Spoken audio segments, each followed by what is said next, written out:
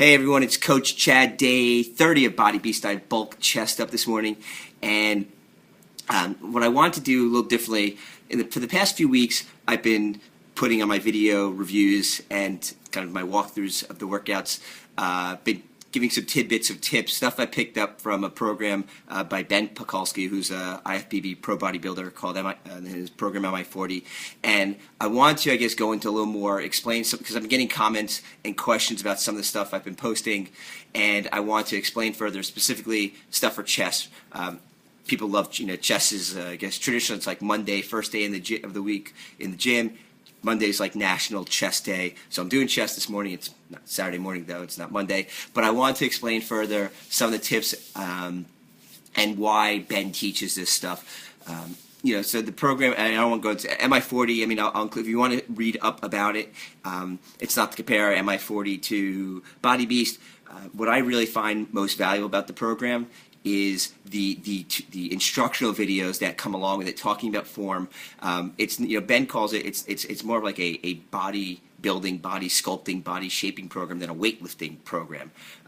He's very upfront about, like, when you first apply these techniques, you really need to cut your weight, lower your weight than what you're used to using, because what this really does, so the similarities quickly, Body Beast and time and MI40, time under tension, right? That's the proven way, the scientific way that both programs are saying that elicits the most muscle growth. 40 to 70 seconds, keep time under tension. But now where MI40 really, where I like about the tutorials is that talks about kind of how to, to get that maximum, to get the most out of those 40 seconds, or to get the most out of the time under tension, to apply really tension throughout the entire duration of the set. It's not like you're doing weights for 40 seconds, 50-second set, but there's really, maybe a third of it or a quarter of it is really where you're applying tension to the muscle group that you're working. It's about getting the full, contracting the muscle for the entire set, and it fatigues early, but it really pumps a lot of blood. And so what I want to talk about with the 5 things I'll try to touch on, and most of the supplies really, when you think about chest day,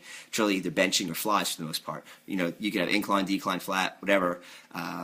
But it's really just the angle, but the concepts behind the movements are the same. So quick about the setup. Also, some things I mentioned as far as like not keeping my arms, like, the range of motion, where I keep my hands in at the end of the rep, not necessarily coming close, and always keep my hands outside and wide.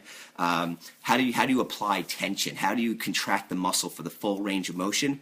How I think about, or how Ben talks about initiating the muscle. Mind-muscle connection is huge, especially with chest. Like so many people like you don't really feel it in their chest. They don't really feel it in their chest the entire set.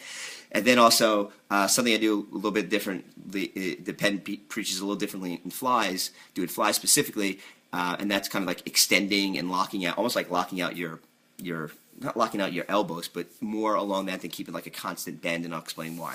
So let me get to this quickly. Setup. What you want to do. Sorry. Ben talks about what you want to keep your.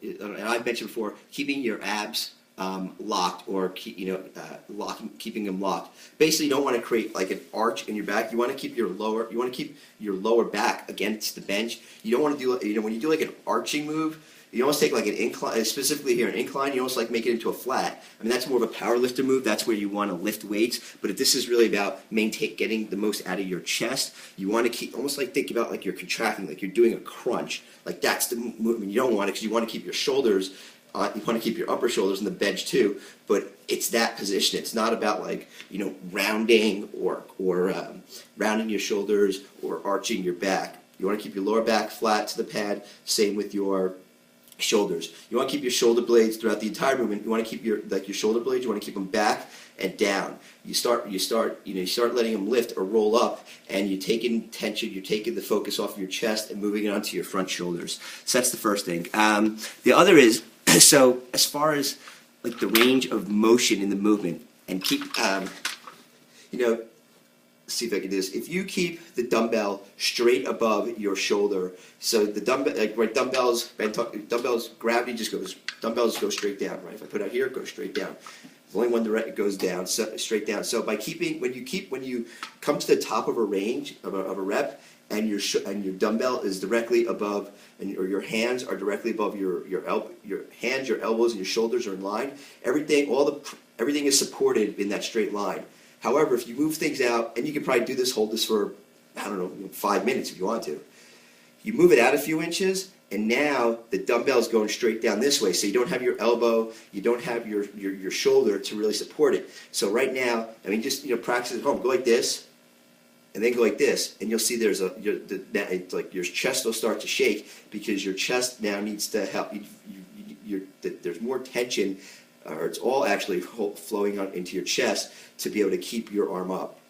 So again, so whether it's like a press, I'll end my movement here, it's here, and even on a fly, I won't bring it here, because you bring it here, you now take tension off your chest. If this is the end of your fly movement, your chest is still working. So you almost think of like the half flies. Your chest is engaged the entire time. Next is, so how do you actually apply tension? How do you feel like your chest contracting through the entire range of motion? So he talks about, excuse me again, let me see how to explain this.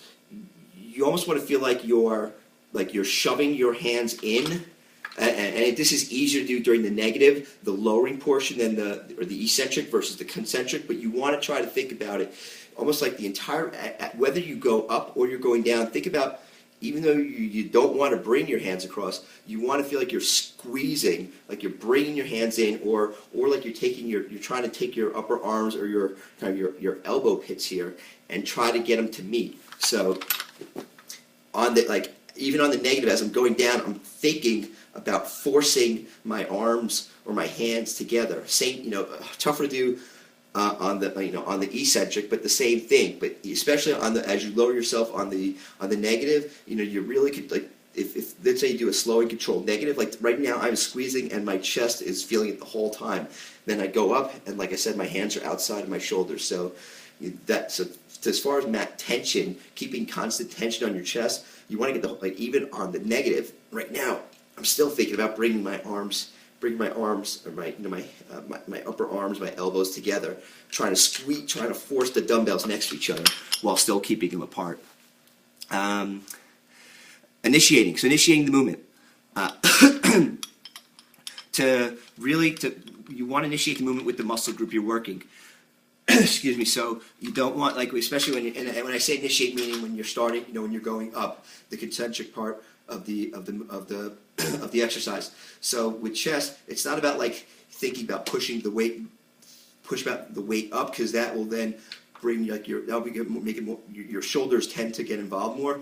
What I think about is almost like there's a plate of glass resting on the dumbbells, and trying to so you want to keep your shoulder blades back, as mentioned before, but almost like you want to push away, away, have that, the force of the glass on top of your dumbbells, and push your shoulders down. And what that'll do is you'll feel like you're pushing, and not necessarily with your hands, but feel like with your upper arm, right? Because this is what's connected to your pec muscles. So this is the movement, almost like you're pushing down away from it, and that'll the first thing it's going to fire is your chest muscle.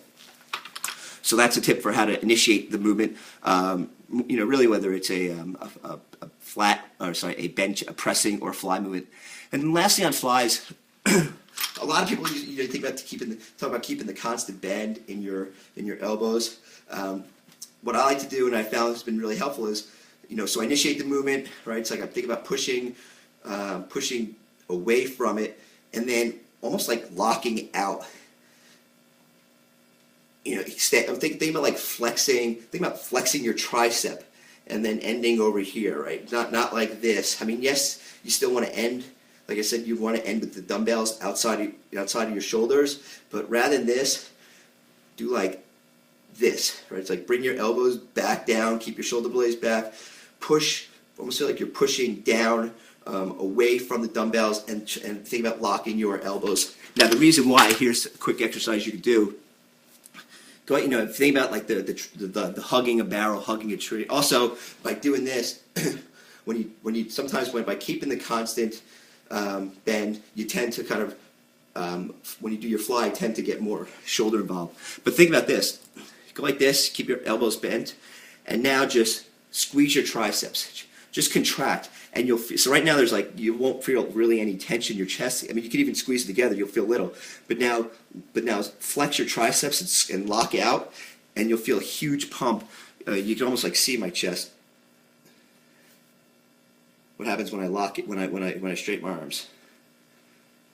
So that's kind of why, why I've been talking about, or Ben recommends, and the science behind straightening out your arms and your elbows. So hopefully you found that helpful. Some tips. Again, I'll leave. I mean, not promoting. I'm not telling you to go out and get MI40, but there's just a ton of, as far as the program goes. But as far as like the information, and you can apply this to any it's great how I incorporate with Body Beast. Like it's more around the techniques, the techniques for how to initiate your movement and get really the most out of the Body Beast program. And I've been finding it, and I've been doing it more so this round than my first round, and I've definitely been feeling it and enjoying it. So any questions, leave me a comment or question, leave me leave a message here, or comment, or you can email me, getfitwithchad@gmail.com. Find me on Facebook as well, facebook.com/getfitwithchad. If you're looking for a coach to help you with Body Beast or any of the other programs, contact me, and I'll hook you up with that too. So hopefully this helps. Let me know what you think. Maybe I'll do a couple more of these for other body parts like legs, shoulders, because there's a ton. I mean, the whole program is based on every body part, and there's a ton more out there. So thanks for watching.